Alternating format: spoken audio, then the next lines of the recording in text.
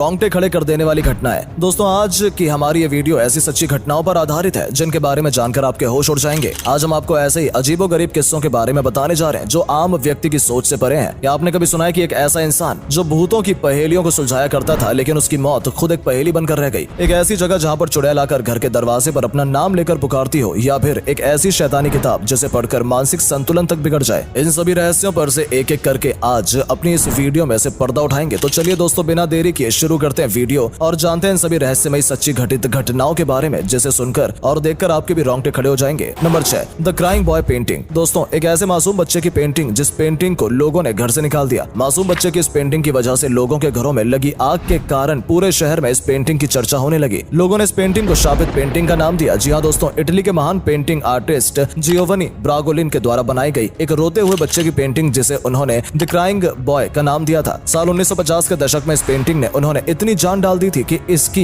जितनी भी कॉपी बनाई गई थी वो सब देखते देखते बिकती चली गई। उस दौरान इटली के शहर में इस पेंटिंग का रुतबा हर तरफ बढ़ता ही चला गया। लोग इस मासूम रोते हुए बच्चे की पेंटिंग को देखते बहुत ही भावुक होने लगे, जिस कारण से लोगों ने इस पेंटिंग को खरीदकर अपने घरों में रखना शुरू कर दिया। बस यहीं से इन लोगों की जिंदगी में उलटफेर होना शुरू हो गया। एक फायर ब्रिगेड कर्मचारी की माने तो उन्होंने कहा था कि जिस भी घर में आग लगी थी वहां पर इस रोते हुए बच्चे की पेंटिंग को पाया गया था। फायर ब्रिगेड कर्मचारी ने कहा कि आश्चर्य की बात तो तब हो गई जब पूरा का पूरा घर जल गया, लेकिन इस पेंटिंग को आज तक नहीं आई, मतलब इस पेंटिंग को कुछ भी नहीं हुआ। लोगों का मानना था कि इस रोते हुए बच्चे की पेंटिंग में बुरी शक्तियां वास करने लगी हैं, जिस कारण से ये सब हादसे होने लगे। इसके बाद लोगों ने अपने घरों से इस रोते हुए बच्चे की पेंटिंग को निकालकर बाहर फेंकना शुरू कर दिया, जिसके बाद हादसों में भी काफी हद तक कमी पाई गई, जिस कारण से लोग द क्राइंग बॉय पेंटिंग को शापित मानने लगे। इस पेंटिंग के ऊपर बहुत से टीवी सीरियल्स और डॉक्यूमेंट्री भी बनाई गई और दुनिया भर में इस पेंटिंग को शापित पेंटिंग के नजरिए से देखा जाने लगा। नंबर 5, नेल बा। दोस्तों आपने भूतों की कहानियां तो अक्सर कई बार सुनी होंगी, जिसमें सबसे ज्यादा आपने चुड़ैलों की कहानियां सुनी होंगी। यहाँ तक कि हवेली में भी भूतों का वास है, ये भी सुना होगा। लेकिन क्या आपने कभी ऐसा सुना है कि किसी चुड़ैल ने किसी शहर या फिर गांव में कब्जा कर लिया हो? आप में से बहुत से लोगों का उत्तर होगा नहीं, लेकिन आज हम आपको एक ऐसी चुड़ैल के बारे में बताएंगे जिसने एक शहर में कब्जा कर लिया था। ये बात है साल 1990 की। भारत के कर्नाटक में स्थित बेंगलोर शहर पर चुड़ैल ने अपना कब्जा कर लिया था। चुड़ैल की शुरुआत मल्लेश्वरम और राजाजी नगर से हुई थी। यहाँ पर रात के समय जो भी व्यक्ति अपने घर से निकलता था चुड़ैल उसे मारकर खा जाती थी। देखते देखते ये बात मल्लेश्वरम और राजाजी नगर में पूरी तरह से फैल गई थी। रात के समय इन दोनों नगर के लोग अपने घरों से निकलने से डरने लगे थे। लोगों के मन में ये भय पूरी तरह से बैठ गया था कि अगर वो रात को बाहर निकले तो चुड़ैल उनको खा जाएगी। शुरुआत में जिसने भी इस बात को सुना वो मजाक बनाने लगा, लेकिन जब ये बात असलियत में सबूतों के साथ सामने आने लगी तो लोग भी हैरान हो गए और डरने लगे। जिसके बाद मल्लेशम और राजाजी नगर में चुड़ैल की कहानी की बात देखते देखते पूरे बेंगलोर शहर में फैल गई और लोगों ने रात के समय अपने घरों से पूरी तरह से बाहर निकलना बंद कर दिया। चारों तरफ सड़कों चौराहे पर सन्नाटा छा गया। जिसके बाद चुड़ैल ने लोगों के घर में जाकर दरवाजे पर आवाज लगानी शुरू कर दी। एक बार एक दंपत्ति अपने कमरे में सोए हुए थे। चुड़ैल उनके कमरे के बाहर आकर उस औरत के पति की आवाज के रूप में आवाज लगाने लगी, जिससे औरत आवाज सुनकर खड़ी हो गई। लेकिन जब उसने देखा कि उसका पति तो उसके साथ सोया हुआ है तब वो थोड़ा सा डर सी गई। जिसके बाद उसने अपने कमरे की खिड़की से झांककर बाहर की तरफ देखा तो उसको कुछ भी दिखाई नहीं दिया। फिर वो पलटकर अपने बिस्तर की तरफ सोने के लिए चल पड़ी। अचानक चुड़ैल ने फिर से उसके पति के रूप में आवाज लगाई, जिसके बाद वो औरत डर गई और उसने जैसे ही नालेबा शब्द कहा उसके बाद आवाज आना बंद हो गई। इस नालेबा शब्द को कहने के बाद चुड़ैल ने आवाज लगाना बंद कर दिया। देखते देखते ये नालेबा शब्द पूरे बेंगलोर के लोगों को पता चल गया। तब लोगों ने इस नालेबा शब्द का अपने घरों के बाहर लिखना शुरू कर दिया। जिसके बाद वहां पर चुड़ैल की आवाज आना बंद हो गई और हादसे होने भी कम हो गए। इसके बाद भूतिया जगह के रूप में नालेबा शब्द को कहने लगे। इस नालेबा शब्द पर कन्नड़ भाषा में एक फिल्म भी बनाई गई है और बॉलीवुड हिंदी भाषा में एक हॉरर मूवी जिसका नाम स्त्री था, उसकी कहानी इस नालेबा जगह के साथ पूरी तरह से मेल खाती है। क्या आपने सुना है कि इस नालेबा के बारे में? तो हमें कमेंट करके जरूर बताएं। Number 4, Gaurav Tiwari death and enigma. एक ऐसी मौत की घटना जो आज भी एक पहेली बनी हुई है, जिसने दिल्ली जैसे बड़े शहर में द्वारिका सोसाइटी को भी हैरान करके रख दिया। एक ऐसा व्यक्ति जो भूतों से नहीं डरता था, भूतों के बारे में काफी जानकारी रखता था, जिसे लोग पैरानॉर्मल एक्सपर्ट कहकर पुकारते थे क्योंकि वो इंडियन पैरानॉर्मल सोसाइटी के सीईओ थे। इस शख्स का नाम गौरव तिवारी था। गौरव तिवारी 6000 से भी ज्यादा ऐसी डरावनी जगहों पर अपनी रिसर्च को अंजाम दे चुके थे जहाँ पर किसी के भी जाने की हिम्मत नहीं होती थी। गौरव तिवारी रात के समय में भी ऐसी डरावनी जगहों पर जाते और अपनी गैजेट की मदद से भूतों से बातें भी किया करते थे। गौरव तिवारी का मानना था कि जैसे हमारी जिंदगी है वैसे भूतों की भी जिंदगी होती है। जब तक कोई उनकी लाइफ में दखल न डाले तब तक वो भी अपनी लाइफ को नॉर्मल तरीके से जीते हैं। इसके अलावा गौरव तिवारी ने मेन वर्ल्ड के एक इंटरव्यू में ये भी कहा था कि 98% भूतों की कही जाने वाली बात केवल अफवाहें होती हैं, सिर्फ 2% ही असलियत में सही पाई जाती हैं। एक बार गौरव तिवारी अपने घर में अपने बेडरूम में अपनी पत्नी के साथ लेटे हुए